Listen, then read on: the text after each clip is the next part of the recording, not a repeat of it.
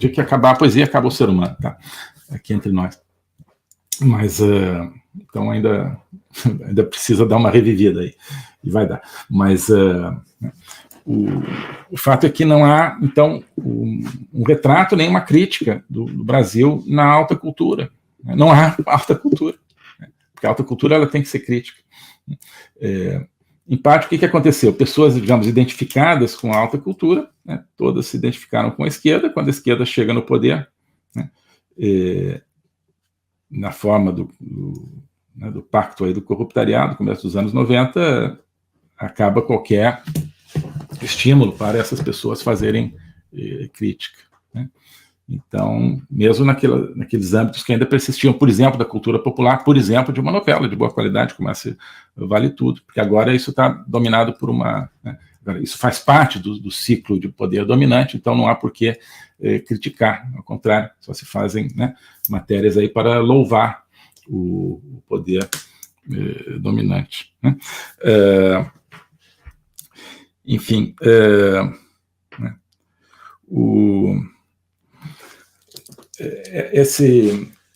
essa alta cultura soviética, por exemplo, o Coetzee aqui chama atenção para isso também, o fato de que ela dava bem ou mal um retrato para o Ocidente do que como era a União Soviética, e permitia que o Ocidente,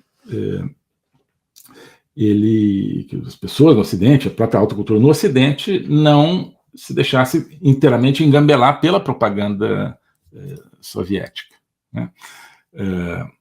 Então, pessoal, vem cá, a União Soviética, o pessoal está dizendo que é uma beleza, que é o paraíso do proletariado, mas está aqui o Solzhenitsyn, não sei mais quem, dizendo que não é bem assim, né? Então, Solzhenitsyn, quer dizer, além do Gulag, ele escreveu muita coisa, ele tem... inclusive, acho que ele ganhou o prêmio Nobel antes, né, do arquipélago Gulag, quando ainda morava na União Soviética, por romances que se passam na época da Revolução Russa. Mas isso chegava ao Ocidente, as pessoas viam, não, aqui tem tem algo, né? Aqui tem algo, tem uma sociedade que não é do jeito que a gente está imaginando pela propaganda. Hoje, né, Brasil, né, onde é que está? Quem quiser ver, vai ver aqui a Globo, então, para saber o que está acontecendo no Brasil, vão achar realmente que, né, é um bando de senhorinhas golpistas com a Bíblia na mão, querendo, né, matar ministro do Supremo, né? Então, isso é uma falta gigantesca, porque né, o mundo acredita na propaganda oficial do Brasil. O problema é que no mundo todo a coisa já está ruim, vou falar disso agora, mas só para lembrar uma coisinha. Então, nesses exemplos tão pungentes aí que a gente está vendo, Mandels, sobretudo, nós estamos falando do stalinismo, estamos falando da União Soviética, né, do projeto comunista, e vamos então lembrar, né, já comentamos isso aqui numa live recente, mas que agora nós temos no Supremo Tribunal Federal, né, o primeiro-ministro do Supremo comunista, assumidamente comunista, tal qual foi reconhecido pelo próprio Lula, e um ministro que se gaba de ser comunista, disse sim, sou comunista, sou marxista, né? Já lembrei aqui também que o partido de origem dele é o PCdoB, que é um partido stalinista, né? O PCdoB ele surge quando a União Soviética se afasta do legado, tenta se afastar do legado de Stalin, né? E então o Partido Comunista Brasileiro ele se atualiza, digamos, com essa nova linha de Moscou, e o Partido Comunista do Brasil, então, surge como uma dissidência que fica apegada, não, bom mesmo era Stalin e tal, essa coisa de Khrushchev já é muito liberal e tal, Brezhnev é um liberal vendido para o capitalismo, bom mesmo era o stalinismo, né? O Flávio Dino é oriundo do PCdoB, esse partido stalinista. Então, é disso que nós estamos falando quando a gente fala de um comunista no Supremo, né? Está falando desse mecanismo que ligava lá para um poeta, o fulano é um grande mestre da literatura, sim, então vou pegar ele e vou forçá-lo a escrever aqui uma ode a meu favor, e depois vou matar do mesmo jeito. É por aí, né? Então, tá certo. Não é assim só uma curiosidade histórica da qual a gente está falando aqui. Nós estamos vendo pessoas extremamente poderosas que são provenientes desse tipo de concepção de poder, de concepção da literatura. Que é assim que a gente está vendo. Me ocorreu, inclusive, uma especulação, vou adiantar aqui, talvez a gente possa desenvolver aí numa aula do curso, tá? Que é o seguinte, e aí, portanto, né, para quem é membro do curso. Mas já vou adiantar aqui uma coisa que eu quero desenvolver lá com os alunos. A gente visualiza, né, bastante claramente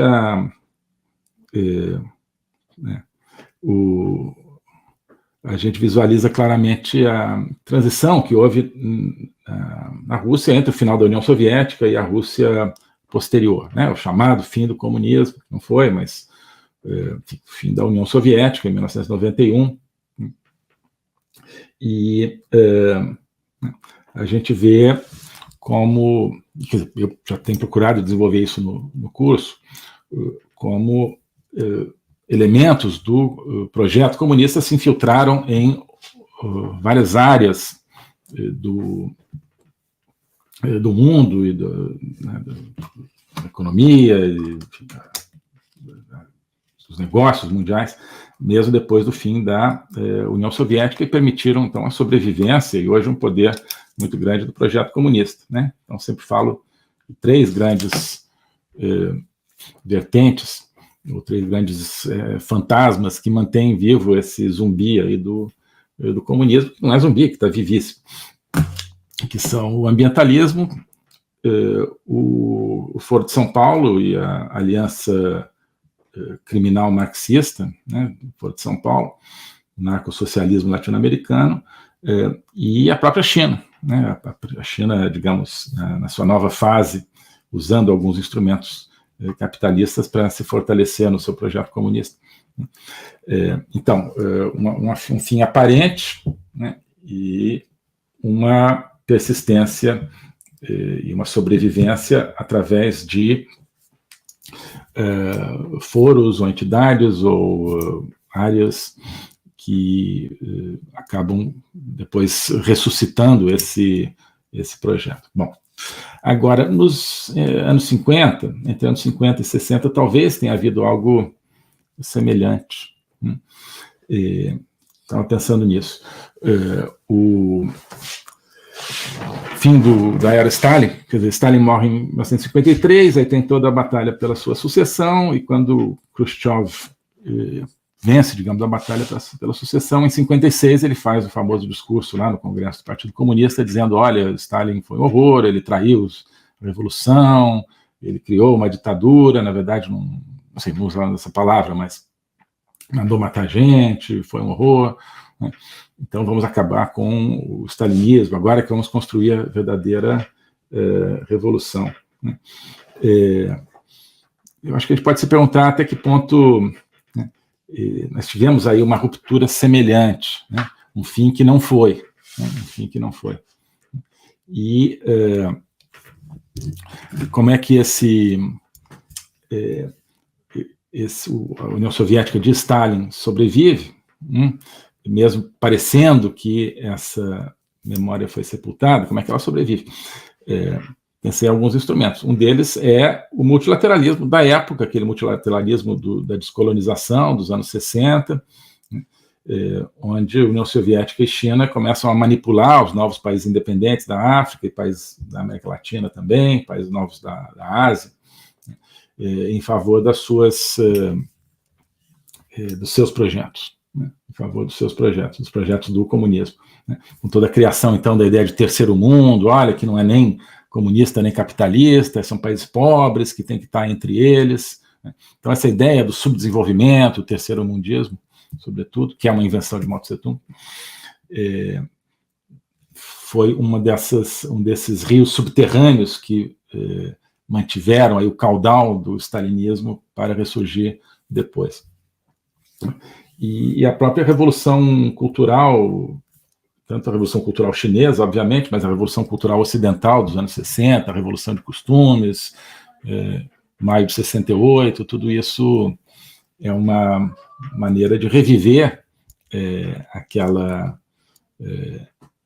ditadura, aquela tirania, aquele impulso tirânico todo da era do Stalin. Mas a gente vai ver isso então em algum momento aí, né?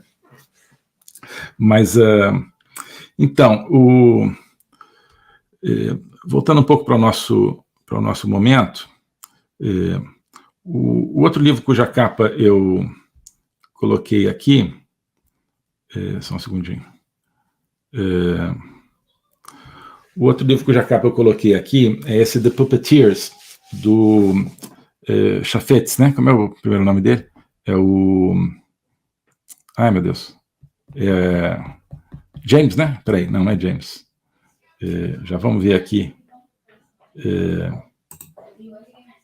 Me lembrem aí, gente. Eu não consigo olhar aqui a própria live, a própria capa.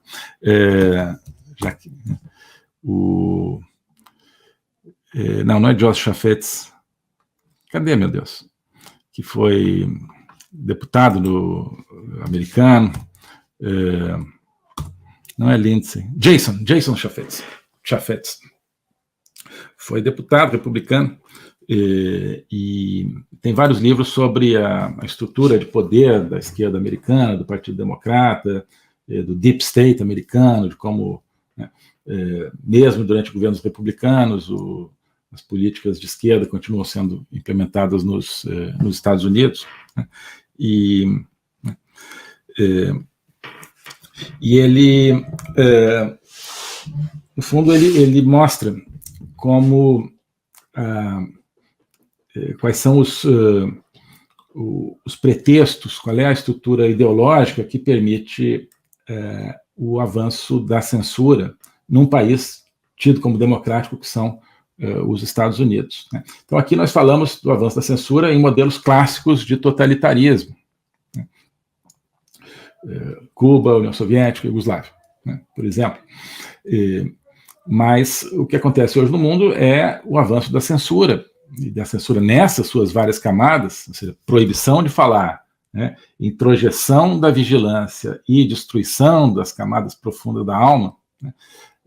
Essa censura está acontecendo no Ocidente, em países democráticos, inclusive no país matriz, digamos, da democracia ocidental, os Estados Unidos. Então, tem vários autores falando disso nos Estados Unidos, porque nos Estados Unidos você pode falar ainda das coisas, então pelo menos a coisa está ruim, mas não está tão ruim, porque você tem autores de grande qualidade examinando esses temas, embora não da academia, porque na academia, basicamente, eles são expulsos, mas... embora tenha algum lugar na academia, muito mais do que no Brasil, mas você tem autores falando dessas coisas. Um deles é o Chaffetz, quer dizer, ele é uma perspectiva menos acadêmica, justamente mais política, mas muito boa. Outro é um livro que eu já recomendei aqui, que é o Marxismo Americano, do Levin, né? Mike Levin. Esse está publicado em português. Mas o Jason Chaffetz, ele é um desses que estão examinando a matriz ideológica dos Estados Unidos hoje, que é uma matriz profundamente ditatorial, profundamente opressiva, né? E que se desdobra justamente nesse projeto de mudança do pensamento, de mudança de mentalidade, e que está conseguindo isso de uma maneira impressionante. Se eu volto e insisto, né? Quem gosta de liberdade no mundo precisa de um país, quer dizer, se fosse o Brasil, está ótimo, se o Brasil pudesse, talvez um dia seja, né, uma superpotência da liberdade, ou a superpotência da liberdade. Mas hoje quem poderia representar esse papel são os Estados Unidos. Então quem gosta de liberdade no mundo precisa dos Estados Unidos. Agora você vai nos Estados Unidos, assim, se precisar hoje, né, meio que estão ali no limite. Né? Estão no limite, por quê? Porque a mentalidade está mudando, inclusive através da censura, da incorporação de mecanismos de substituição do próprio pensamento por um pensamento alheio. Né? E esse livro eu achei interessante, queria recomendar também, acho que esse não está em português, como eu disse, mas porque ele faz quase como se fosse uma breve enciclopédia de todos as áreas que são usadas como pretexto, né? Então, mudança climática, né? Toda a questão do clima, né? Ele, né, mostra ou argumenta que, com base na histeria climática, os Estados Unidos estão virando um sistema de créditos sociais, de pontos sociais, coisa que eu já tenho dito aqui. A Europa também está virando esse tipo de sociedade, onde você, né, tem, né, determinadas ações que te premiam, que te permitem ser um cidadão normal, tem outras ações que são punidas, você é vigiado o tempo todo por cada compra que você faz, por cada viagem que você realiza, né, por cada vídeo que você assiste. Sociedade de controle social, não apenas a pretexto do clima, mas também a pretexto do clima, né? A ideia de que você precisa sacrificar a liberdade para salvar o planeta, né? Na verdade é o contrário, se você, né, digamos, admitindo que houvesse uma crise climática, que não existe, mas admitindo que houvesse, você precisaria de recursos científicos para isso, a ciência precisa de liberdade, as pessoas precisam discutir, vem cá, a temperatura é assim mesmo, é ou não é, como é que é, né? Isso está sendo sufocado, né? Toda a questão do racismo e do racialismo, sobretudo, ele tem um capítulo que se chama O Governo Precisa de Mais Racismo, né? Que é no sentido de dizer, olha, para você controlar a sociedade, sobretudo uma sociedade que tem uma tradição de ausência de controle, uma sociedade que tem a tradição de liberdade, você precisa, né, dessas desculpas para dizer, olha, gostaria de ter liberdade, mas isso aqui não, a gente tem que debelar, então, temos que debelar o racismo. Então, esse sistema de poder, ele precisa produzir atos de racismo para se justificar, né? E mesmo quando eles não existam. Então, vem aquela da microagressão, né, do racismo sistêmico, que você não vê, mas que está em toda parte, só que você não consegue identificar. Cadê o racismo? Você não está vendo porque você tem um privilégio e então você não consegue enxergar, né? É a questão do buraco negro, né, da caixa preta, né, que a Marina Silva criticou outro dia numa CPI, fala, não pode usar a expressão caixa preta, abrir a caixa preta, disso, daquilo, porque isso é uma expressão racista, embora ela mesma tivesse usado essa expressão, né, parece. Mas, olha, isso é justamente, você, né, precisa produzir racismo para manter um determinado pretexto de controle da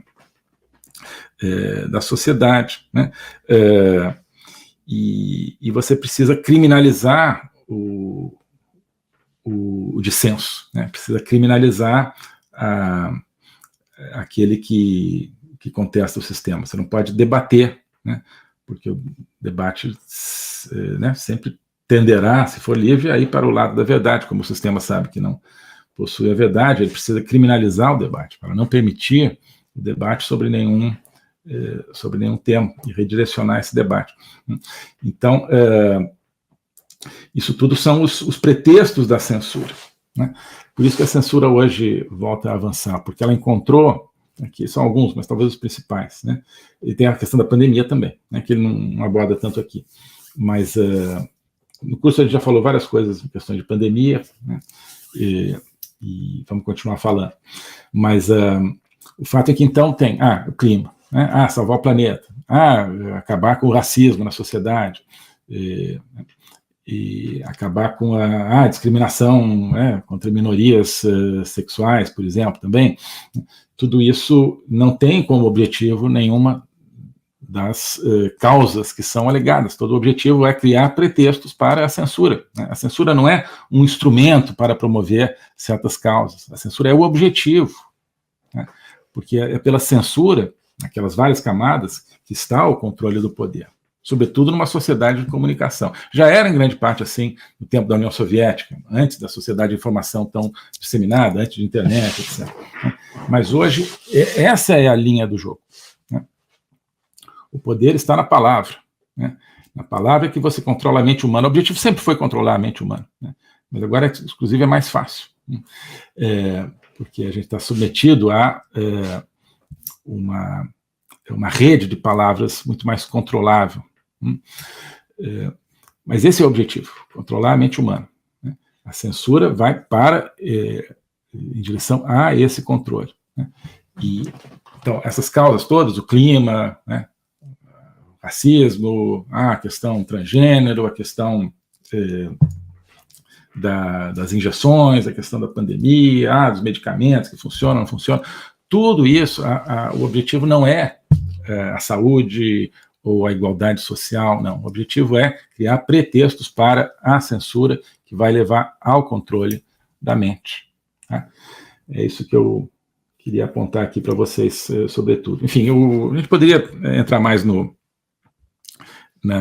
que diz aqui o Chafetz, mas já avançamos bastante aqui na hora da live, então eu queria deixar vocês com essas reflexões, tá certo? Enfim, acho que isso colabora para a gente examinar o que está em jogo hoje no Brasil, né? Começamos aí o ano com esse tema da Mind, com o tema da revelação de que você tem uma rede com muito dinheiro, né, de influenciadores que, né, estão influenciando, né, influenciador influencia, né, mas que estão influenciando justamente a sociedade no sentido de formatação do pensamento, de proibir determinadas ideias, de promover outras ideias, de promover determinadas estruturas de poder, né? Enfim, não quero dizer tanto aqui em detalhe, tem várias pessoas que estão aí expondo na internet como é que funciona o circuito de poder, o circuito de dinheiro aí em relação à Mind, né? Mas não precisamos entrar tanto aqui, só para a gente então ficar prestando atenção nisso. E prestando atenção, portanto, no que eu disse que é o objetivo do corruptariado hoje, que é a censura, que é o controle da mídia, né? Dos termos que é utilizado, a regulação da mídia, né? O objetivo não é a regulação da mídia, o objetivo é a regulação da mente. O globalismo existe, é uma coisa concreta. Ele é composto pelo Great Reset, do Fórum Econômico Mundial, pelo projeto hegemônico da China, pelo programa de manipulação e conquista da América do Sul pelo Foro de São Paulo e outros elementos. E esses elementos, eles atuam uns em benefício dos outros, sempre, principalmente através do controle da linguagem, porque o controle da linguagem é o controle do nosso pensamento. Então nós estamos tendo o nosso pensamento reprogramado, e essa reprogramação vai contra a nossa liberdade, vai contra a essência do ser humano. Isso é o globalismo. Com base nesse estudo, nessa experiência, é que eu criei o curso de logopolítica. Toda semana eu dou aulas sobre geopolítica, literatura, filosofia, cultura de um modo geral, tudo isso em conjunto formando um espaço de conhecimento que eu denomino a logopolítica, para nós não apenas entendermos a ameaça do globalismo, mas podermos nos contrapor a ela. Se você quiser entrar nesse projeto de conhecer o globalismo e enfrentar o globalismo, clique aqui.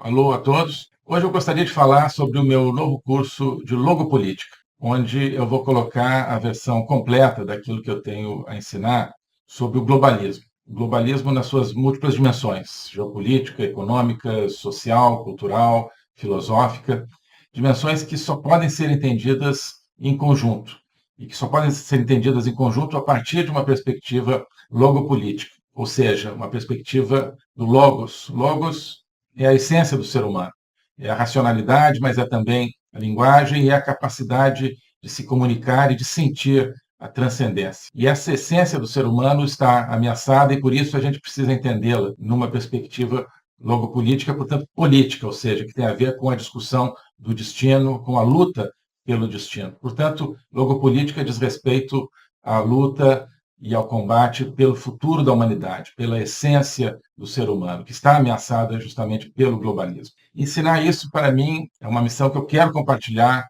com vocês. É uma aventura intelectual para a qual eu quero convidar vocês, uma aventura que é fundamental para que possamos participar da luta justamente por um mundo verdadeiro, por um mundo autêntico, por um mundo que preserve a essência do ser humano, um destino de uma humanidade livre, de uma humanidade aberta justamente ao Logos e a toda a sua complexidade. Nesse curso você vai entender esses grandes combates, quais são as ideias que estão por trás daquilo que ameaça essa essência do ser humano, as grandes ideias que estão se confrontando, quais são as ideias que precisam ser mobilizadas justamente para a defesa, para a preservação dessa nossa essência. Portanto, é preciso entender as discussões filosóficas que não são puramente abstratas, que têm a ver, que têm efeitos diretos na nossa vida diária. Então, quando nós vemos os fenômenos da inflação, da guerra, da carestia, de várias carências no mundo de hoje, nós estamos diante, no fundo, de processos que têm a ver com as ideias. São as ideias por trás desses processos que determinam a sua problemática. Então, essa concepção de um ser humano sem essência, sem transcendência, que nós vemos hoje na nossa sociedade, essa concepção é que tem consequências dramáticas, inclusive na nossa vida material. Atrás dessa concepção existe um projeto de controle total, um projeto totalitário, de domínio. É por causa disso que nós assistimos hoje a fenômenos que nos parecem caóticos, que nos parecem desconectados, mas que vão acabando com a nossa liberdade, vão desestruturando a nossa sociedade, fazendo com que nós vivamos, mesmo dentro de países teoricamente democráticos, cada vez mais dentro de uma sociedade de controle. Então, nós hoje temos, você certamente tem, dificuldade de entender o que está acontecendo no mundo. Isso é decorrente justamente de visões parciais, que eu vou procurar cobrir e conectar. Então, não adianta entender apenas a economia, apenas conflitos militares, ou apenas algumas questões sociais. É preciso entender as ideias que querem dominar o mundo e as ideias que precisam ser resgatadas para que nós preservemos a liberdade do mundo. Então é isso que eu quero oferecer a você nesse curso de Logopolítica. Nós vamos estudar o conceito, a evolução, a manifestação do globalismo, na história recente, sobretudo, mas ao longo de toda a história humana, as ideias atuais que conformam o globalismo, elas são muito antigas, assim como as ideias de defesa e preservação da essência do ser humano também são antigas. Então nós vamos lá atrás, nos gregos, nos pré-socráticos, Platão, Aristóteles, e vários outros autores ao longo da história, procurar entender tanto as ideias da defesa do logos, da defesa da essência do ser humano, quanto as ideias que hoje ameaçam tão fortemente e tão incisivamente a nossa liberdade